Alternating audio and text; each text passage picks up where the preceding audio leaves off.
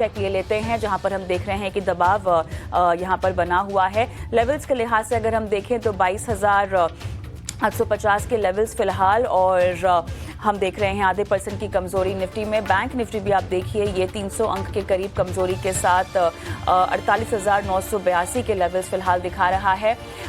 Small cap mid cap में हम देख रहे हैं ब्रॉडर मार्केट्स में अगर आप देखें तो कमजोरी का आलम यहाँ पे ज़्यादा है। मिड कैप इंडेक्स हम देख रहे हैं लगभग 1% नीचे है और 630 अंकों की कमजोरी मिड कैप इंडेक्स में। और स्मॉल कैप भी अगर आप देखें तो यहाँ भी कमजोरी ज़्यादा है और लगभग 2.5% नीचे है स्मॉल कैप इंडेक्स और 350 अंक की कमजोरी।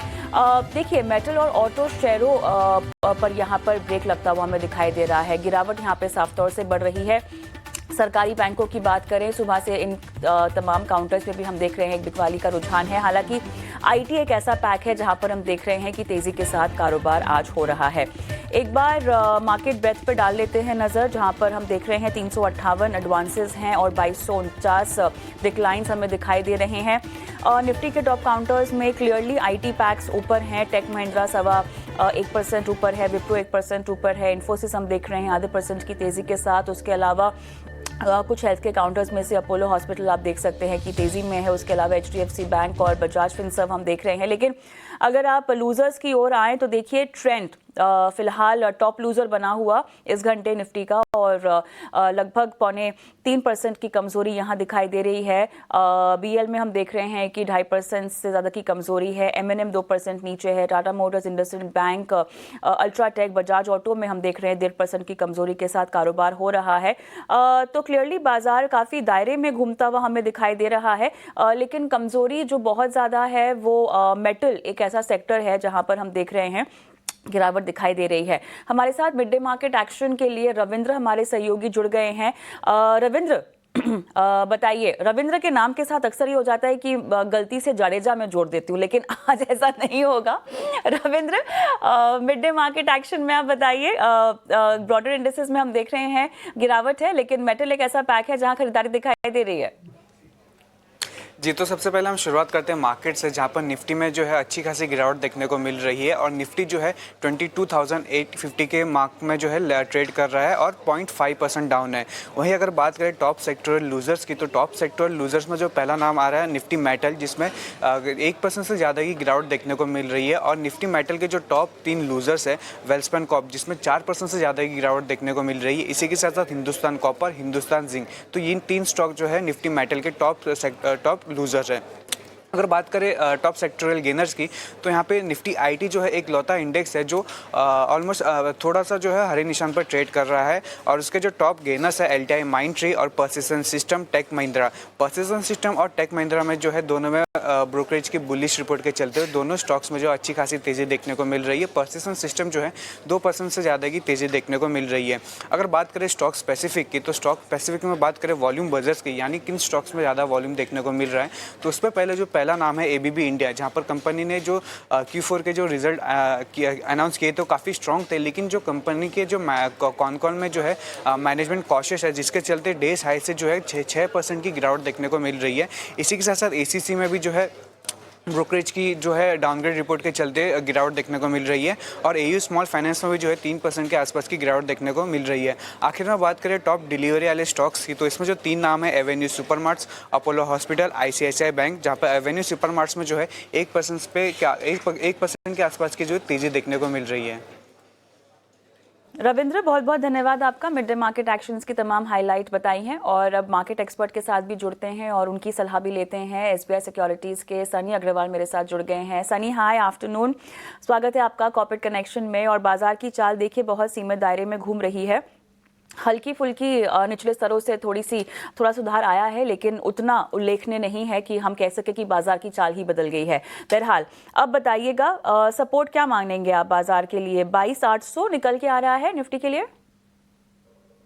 या डेफिनेटली, अगर गुड आफ्टरनून पहले तो सभी को। और अगर हम टेक्निकल लेवल्स की बात करें तो आई थिंक 22,800 और 22,500 का जो सपोर्ट है वो मार्केट ने रिस्पेक्ट करना चाहिए।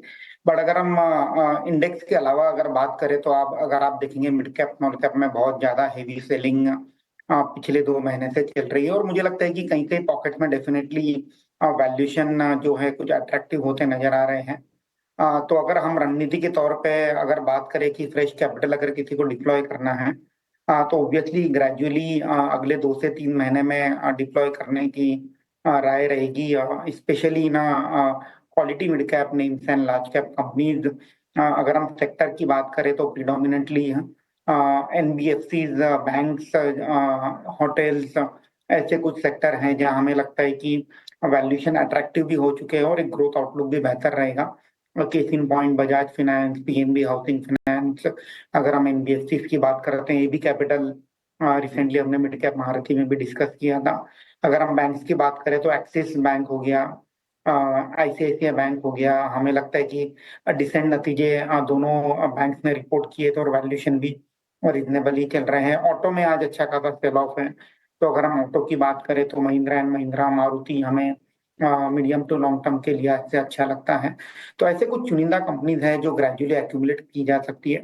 बट अगेन मैं फोकस करना चाहूंगा वर्ड ग्रेजुअली पर, क्योंकि मार्केट में ऐसा नहीं होगा कि वी शेप रिकवरी हम तुरंत देखेंगे। मे बी वोलेटिलिटी रहेगी, थोड़ा टाइम वाइज करेक्शन बना रहेगा। तो जो भी फ्रेश कैपिटल है अप्रैल मई तक ग्रेजुअली डिप्लॉय किया जा सकता है। चलिए, तो आपने एनबीएफसी और बैंक्स और होटल्स और ऑटो के कुछ काउंटर्स बताया जहां पर इनिशिएट किया जा सकता है मीडियम टर्म आउटलुक के साथ। बैंक्स पर थोड़ा सा अगर मैं आपका तवज्जो चाहूँ तो प्राइवेट सेक्टर या प्राइवेट बैंक्स पर, मेरे ख्याल से आपने ऐसे बैंक का एक नाम तो लिया था, लेकिन ओवरऑल क्या व्यू बनता है, कहाँ पर ज़्यादा बेहतर होगा इस मौके में पैसा लगाना, सरकारी बैंक्स में या प्राइवेट्स में? आई थिंक दोनों ही क्षेत्र से कुछ चुनिंदा कंपनीज पे मैं बेट करना चाहूंगा। अगर हम प्राइवेट सेक्टर की बात करें तो जिस तरह से हमने बात भी करी, आईसीआईसीआई बैंक के नतीजे काफी डिसेंट काइंड ऑफ नतीजे थे। कोई एसेट क्वालिटी पे हमने कोई स्ट्रेस आते नहीं देखा।